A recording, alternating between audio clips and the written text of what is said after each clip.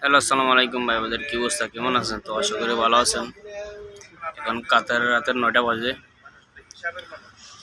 তো এভরিওয়ান মানে কিছুদিন ধরে শুনতেছি মানে আমেরিকার যে প্রেসিডেন্ট ডোনাল্ড ট্রাম্প, তো যারা ওই দেশে মানে শিক্ষার্থী মানে আবেদন করছে মানে পড়ালেখার জন্য, যারা মানে ফিলিস্তিনের পক্ষে নিচ্ছে মানে আন্দোলন করে, তো সবাইকে মানে বহিষ্কার করতেছে মানে আমেরিকার থেকে।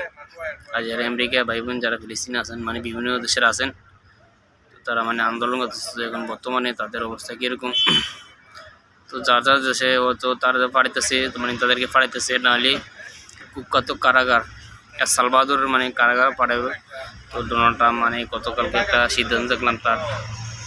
তো একটা জিনিস, ওই আমেরিকাতে যারা আছে মানে তারা তো হচ্ছে মানে ইহুদির বংশধর, বাট তারা কখনো মানুষ না, এটা সবাই ভাববেন।